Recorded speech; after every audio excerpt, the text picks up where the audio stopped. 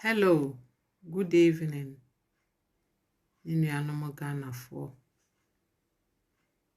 Pacho baswa share video no na like mame na subscribe me damase. Pacho me pese me reply gay bia small gay bia e friend abochi Emma a okasa fa free SHS ho. Nansana mekasa no me pese me pa Ghanafoɔ mpanimfoɔ kyɛw se mo pa mo kyɛw bebre mo hwehwɛ saa akola no na mo discipline no wankasa yie efa yɛn president ho. Abochi Emma bisa wo maame ene wo papa se president ben na aba wabedwen Ghanafoɔ ho te se na Nado ana. With all respect, President Ben ena wabedwen Ghanafoɔ nkodaa ho. So obema akodaa bia ko school. President Ben bisa wo maame na wo papa. So mbeka no kure pa kyerɛwa. No monka nkyerɛw. President bia maaye. Eno nti na Ghana ye ni free school no. Na even abrochire ha kra no. So parent ye adwuma. Omutua part of money edema government. Na mum so parent ni adwuma ye na calculate we adwuma we ye nsusu a ye calculate ni nyina na ya hwese ye se ye juice ka na ya jew. Ense se ye juice ka so a na wako ni free. Abochi Emma betna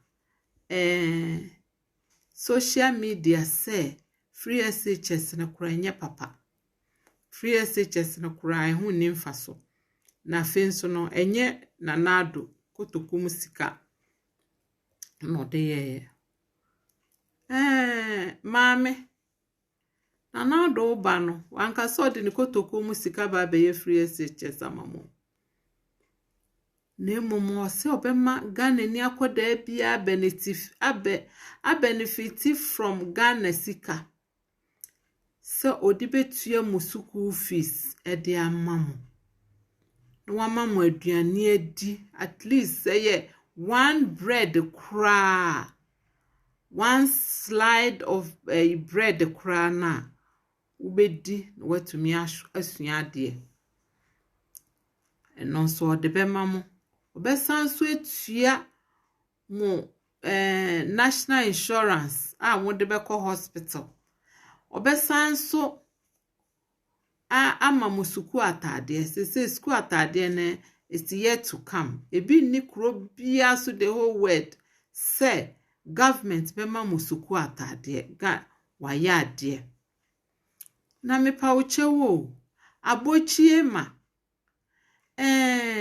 usuku kono wako suku achan president ene ni team ana omotena ase dwen Ghana nkoda ho se omobema suku omako suku free bia na wo de wo ye rich man's daughter wo no uko Ghana International enti no wo de wo papa wo sika wo maame wo sika. Na mo hie ni biba de free SHS no mo hia ne papa nti obefa ni serious mo ayire ne ho asua de na wanya bibie free mu na mo nipa bi te se mo de wo privilege ebiase wabetena social media wo kasetia president because minimum se ukuta PhD ana wa university wo be ye adwuma wo education ama wahu say free SHS anana de bae na hu ni mfaso wo kasetia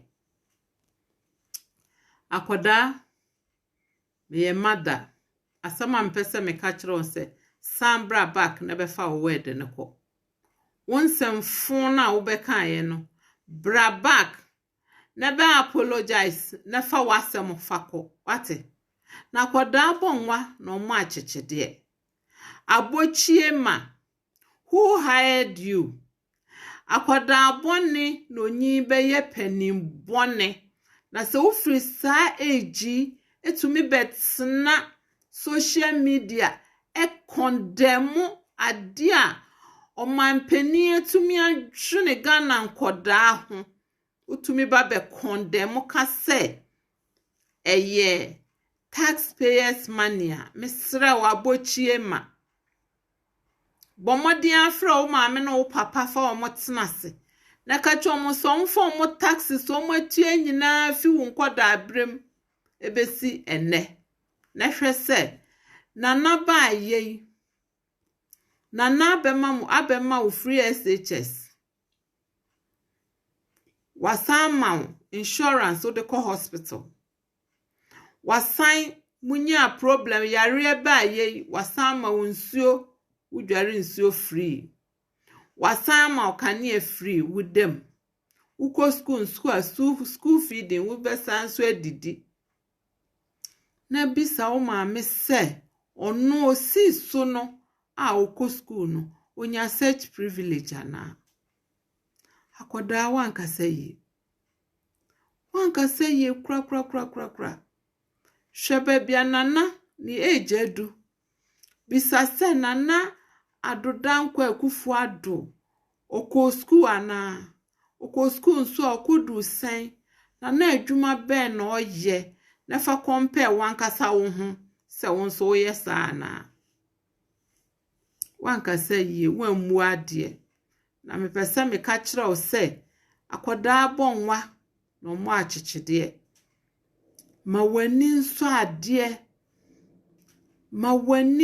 ade se president etumi aye wei amma nkoda bia kwanya a omudi omunni bi obu okra ne maami ne papa nyina ewu na so betumi akosa school yi bi watumi reading watumi achro wanka say ye kra ukasa na ukasa anete se akoda woni mu adidi no osua didi otumi de ye na hwene mu ne ade nyina wanka say ye kra amfa ye president ho. How dare you talk to our presidents like that? Ma o maame no papa mfa o mo tax o mo atua fida o mo wo no mo calculating hwe se ebetumi atua saa nyema nyina de amawana ne hu say ye taxpayers money kra na wo ne wo siblings, if you have ones, mu deserve to have such privilege ana. But this man obaye no so obema Ghana ni akoda bia Ghana sika bi. Obema Ghana ni akoda biara wo hye biara mu akọ school. Yeti abrochire nka obehu na nkrofo ofre ayi me ba pass you obeko school obeye dan akọ enne ni nyina atwam. Uko school a wontu ahwe eno anse wako school no ubejire ho ade ehia anse wode wadwen beko na wasua no wa pass na wa betena se abe condemn such a great privilege our president adwen on my Ghana ho. Wanka say meba sambra back nebe pa president chew nepa Ghana my chew asama wo kan no enti sa meba ensiwiyeta because you want to take obi ohieni bi owo tokro bim upesa o gene privilege free nsem hwe president fo abako when a this school free ba Ghana se kura the uniform be come ho wa schools buses akoda anya sa wo abrochira na ukasa asa afa pani ho a ye beba be found wa konkoda aboni school akoda nkasa sa mfa pani ho wa fa president picture edi esi ho na wakasa sa afa no ho akoda ketwa me ye sure se wunya ye friend is saying 20 years kra na ukasa say fa president ho then they obenya 20 years eno de asem na obetumi aka for my Ghana president fo we akoda bone nti come back and take your word wanya de na nado aya de papa free SHS program ode aba Ghana de waya de papa enu nti ne evotu na ma na asa tsena so mfie nan wetintim no na bibia wo ho etochima no almost straighten no na maka ho forever na amagana fo nkoda ebe nyina nya bi akọ na wo de kọ wo ne wo siblings mo nkọ Ghana International because your parents are rich we akola bone na hweniyie wo si wo yi aigbeni a aigbeni be se ponyolo